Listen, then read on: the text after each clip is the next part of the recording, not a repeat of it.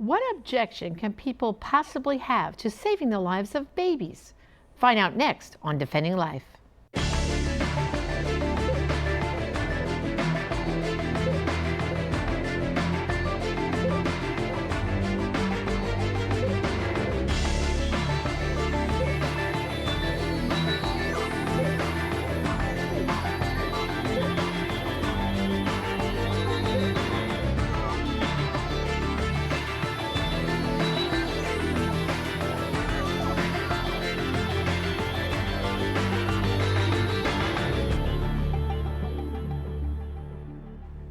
Hello, I'm Janet Morana, Executive Director of Priests for Life and co-founder of the Silent No More Awareness Campaign, and also the co-host of the Catholic View for Women and other programs seen right here on this network. But right now I'd like to welcome you to our Defending Life program, where I'm joined by one of our priest associates, Father Scott Daniels. Welcome to the program, Father. Thank you, Janet. Well, we always like to start as usual with prayer, and we have here our pro-life reflections for every day written by Father Frank Pavone, and of course available at our Priest for Life office. The viewers can contact us because I know I myself go to this every day for a prayer and reflection. Today's meditation comes from 2 Timothy. They maintain the appearance of godliness but deny its power. Abortion supporters used to call it a decision between a woman and her doctor. Now they say it's a decision between a woman and her God. They have run out of arguments to defend abortion, so they simply appeal to God as a way to shut down all argument. Let us pray. Lord, preserve us from the misfortune of turning to you without seeking you, and of invoking you without listening to you. Amen. Amen. Well, today, as I said, who would want to stop saving babies? That sounds like such a good thing. But unfortunately, the abortion industry wants to try to put blockades with the pregnancy centers. And recently, I was able to talk with Jeanneane Maxon, who was formerly the General Counsel for CareNet, which is the largest umbrella, one of the large umbrella groups of pregnancy centers, of course, the other one being Heartbeat International. And currently, Jeanneane also works with Americans United for Life. So let's see what Jeanneane has to tell us about these attacks on the pregnancy centers.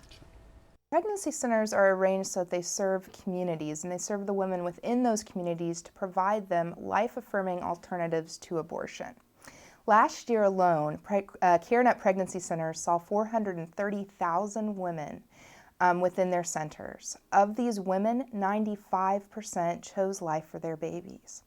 What pregnancy centers do to try to facilitate that life-affirming option is merely speak the truth to women about the life that they're carrying inside of them. They show them accurate fetal development photos and also talk to them about the various risks associated with any decision that they would make, including the abortion decision. They also offer different resources that help these women choose life for their babies, such as providing parenting classes, giving them referrals to continued medical care, as well as referrals to different social services. In about half of our pregnancy centers, we offer ultrasound services so that women before or as they're making this critical decision are able to actually view their baby on a screen, which we found to have a dramatic impact on a woman choosing life, which she can actually see and view the own life she's carrying inside of her. And because of that, so many women, because they have the support as well as the knowledge, are choosing life for their babies. And when you think of a pregnancy center, you think of, really what I view as a non-controversial aspect of the pro-life movement. And they're merely there to serve women at their greatest time of need and really to try to help them make the choice they want to make, which is to carry their baby to term. Yet despite of that, we have seen pregnancy centers be the top attack target of groups like NARAL and Planned Parenthood. In fact, since 2007, there have been anti-pregnancy center bills, and these are bills specifically targeting pregnancy centers introduced in approximately 12 states or localities. In 3 of these localities, the bills have actually passed. And the amazing things about this anti-pregnancy center legislation that's been introduced is it has nothing to do with the operations of pregnancy centers. When you read the bill, it's defined in a way that if you are a pregnancy center that is pro-life, by virtue of the fact that you don't refer for abortions, you are required to undergo the very complex and demanding requirements of these bills. In other words, a pregnancy center can be the best pregnancy center in the universe. It could have a 100% client satisfaction rate. It could have the most professional staff it could possibly have. They would still be subject to the requirements of these bills only because they're pro-life and don't refer for abortions.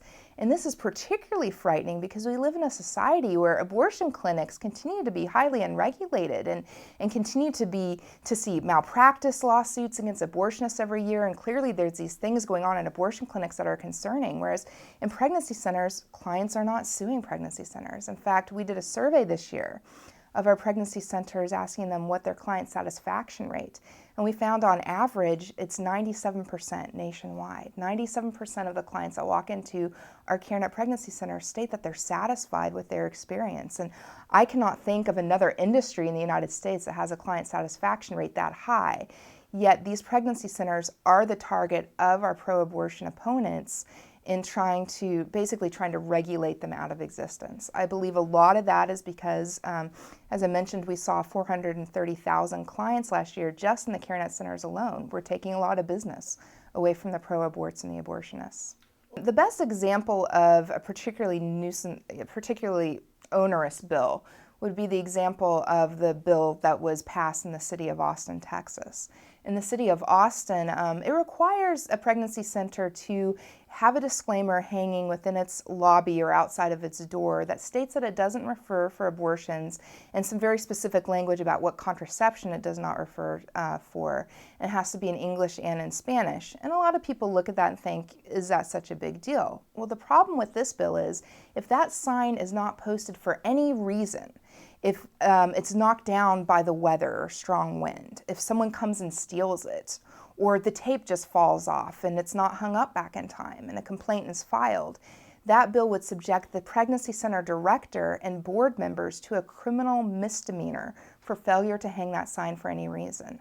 That means that is a crime that is put on their record. So if a background check is ever conducted, say if they want to adopt a child or they're applying for an employment position, an employer or anyone looking into that would see that there's a misdemeanor, and then they'd be forced to explain why that is, merely because they work in a pro-life pregnancy center and for whatever reason that sign was not posted. And that's quite frightening.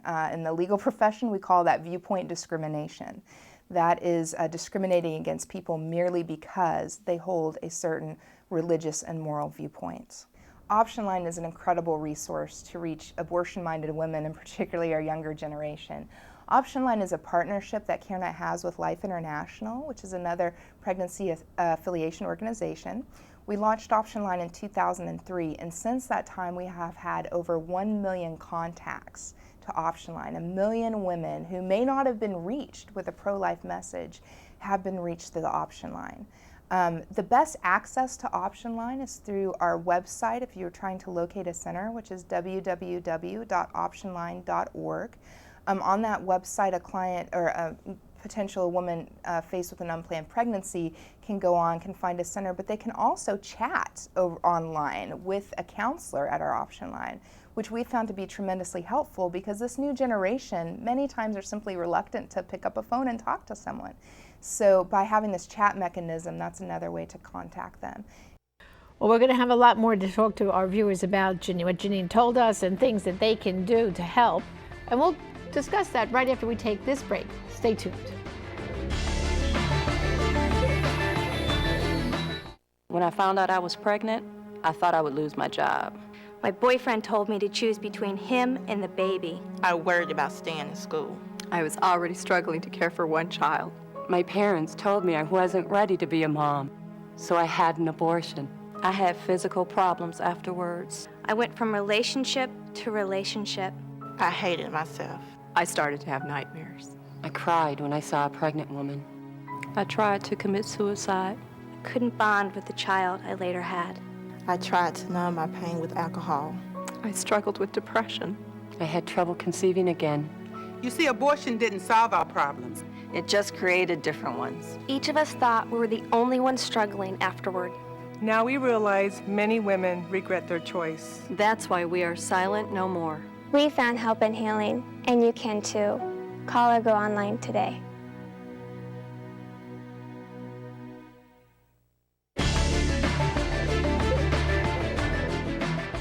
Welcome back to our Defending Life program, where we're discussing the attacks, malicious attacks by the abortion industry on the pregnancy centers.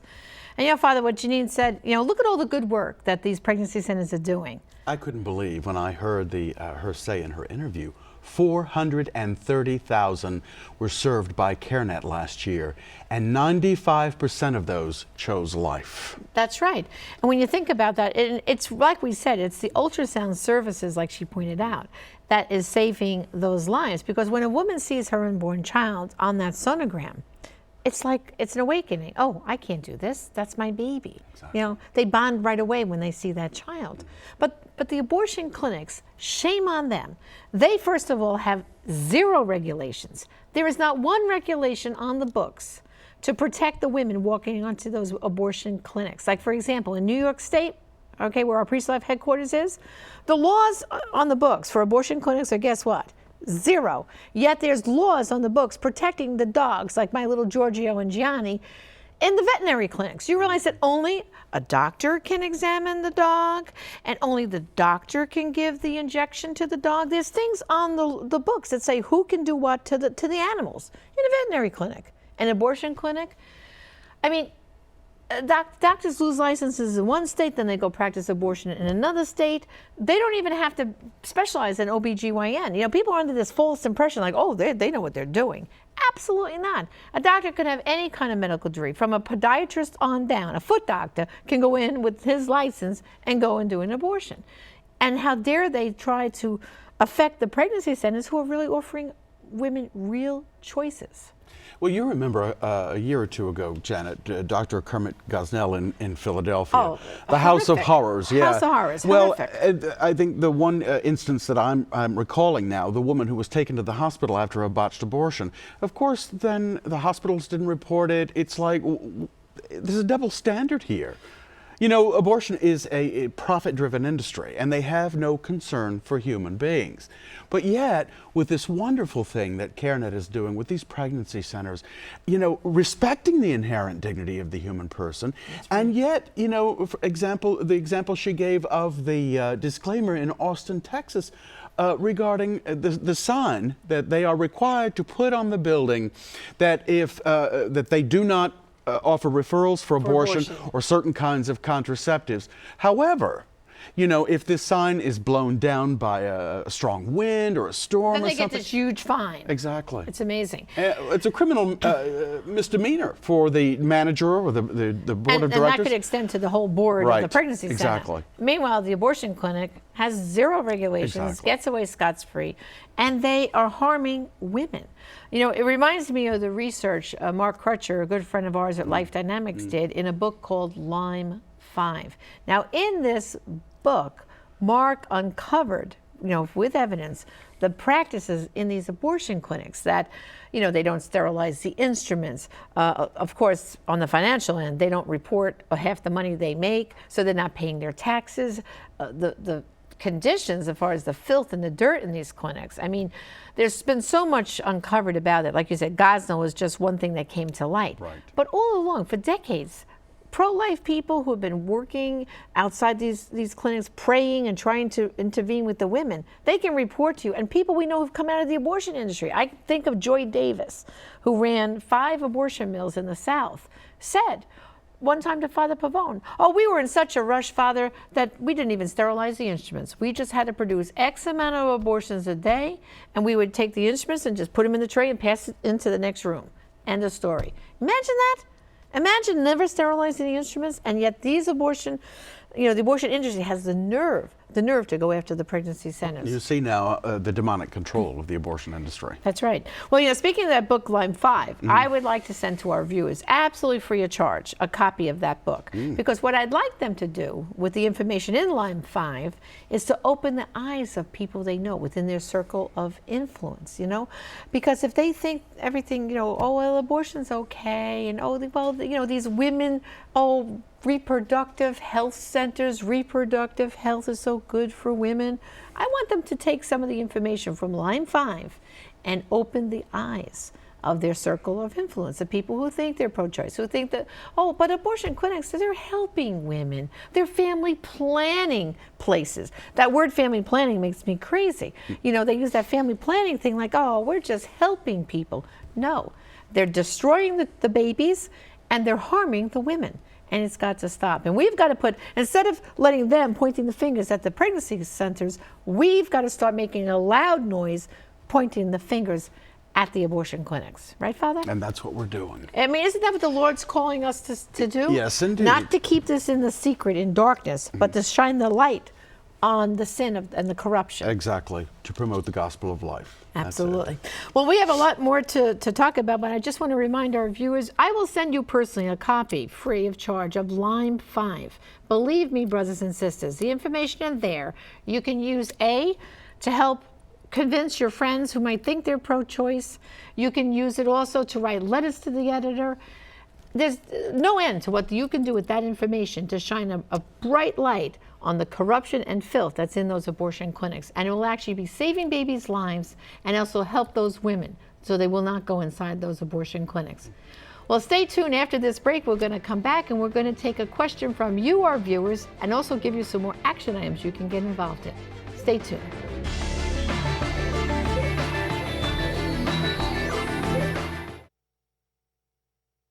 Many of you have heard Father Frank Pavone's homilies on EWTN or in churches around the world as he travels on the Priest for Life mission. Now we have a brand new series of those homilies on CD. You can choose individual CDs or order the entire set. On our store, you will find an outline of the specific topics of homilies to choose from. Even if you've ordered them before, check out the brand new editions. Father Frank's background in scripture, liturgy, and pro-life leadership make for homilies which will help believers to root their pro-life activism in their faith, and in their faith lead them to a deeper pro-life activism. Contact us at our toll-free number 888-735-3448 or visit our online store priestforlife.org/store to order the homilies of Father Pavone. Thank you.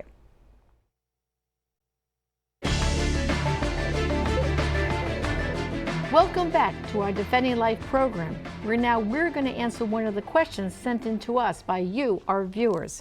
Father Scott, today's question comes from Susan from Tulsa, Oklahoma, and she writes, what does the church teach about in vitro fertilization, and is it moral? Susan, thank you for your question. The church teaches that children are a gift, therefore cannot be either discarded or demanded. Abortion discards them.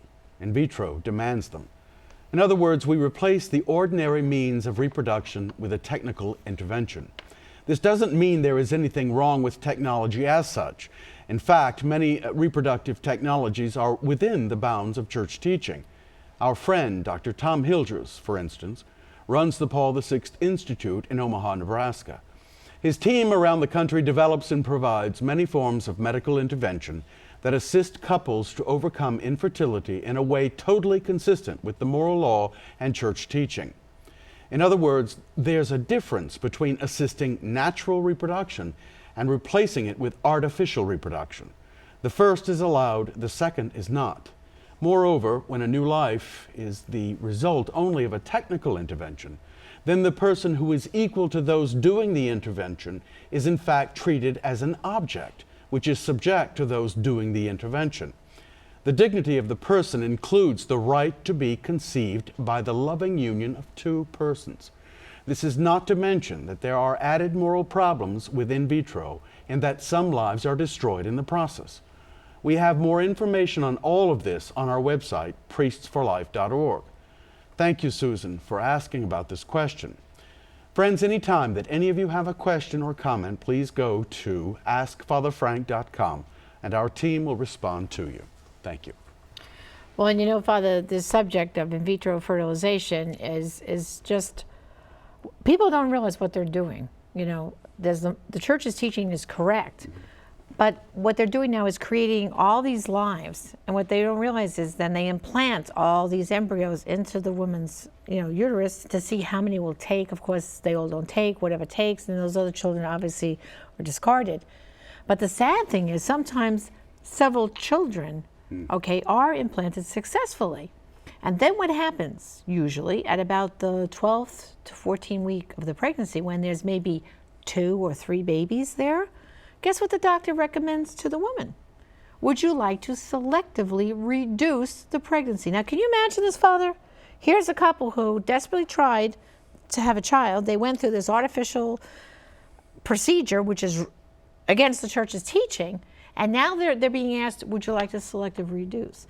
There was an article in the New York Times, Father. I'm telling you, I wrote a blog about it, an article about it. It was so horrific. As a mother of twins, I went crazy that this woman was writing all about the fact that, well, you know, I conceived them artificially, so I guess getting rid of 1 or 2 seems okay. But Janet, we live in a That's what I'm consumerist saying. society. These are children made to order, yes, and then we can dispose of them if we make too many. Exactly. It's horrific. So people have to really get that the church is trying to protect them then from the guilt. Can you imagine how this mother feels down the road? She selective reduced, okay, her pregnancy from 3 to 1, okay? Now every time she looks at that child's first birthday, second birthday, she's going to think that, oh, there should have been 3 instead of 1.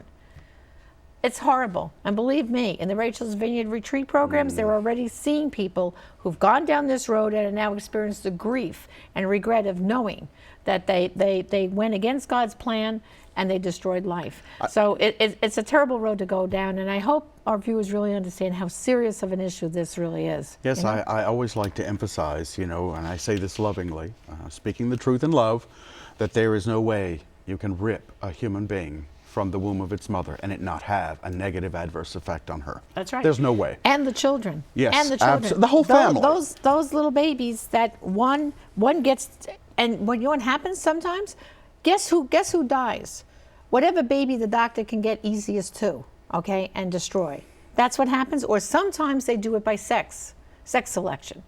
It's again going back to that. It's a product. Yes, they're treating the children like products. Right. It's horrible. You know, Janet, St. Thomas Aquinas says that human beings, of all God's creation on this side of reality, only human beings are bonum in se, a good in himself or herself. Everything else we experience in this world is a useful good, a bonum utile. That's right. So you and I were created as human beings to be loved for our own sake. Everything else is a useful good. That's right. Well, and you know, the only thing we have to really point people to now is, what are we going to do to combat this? Right.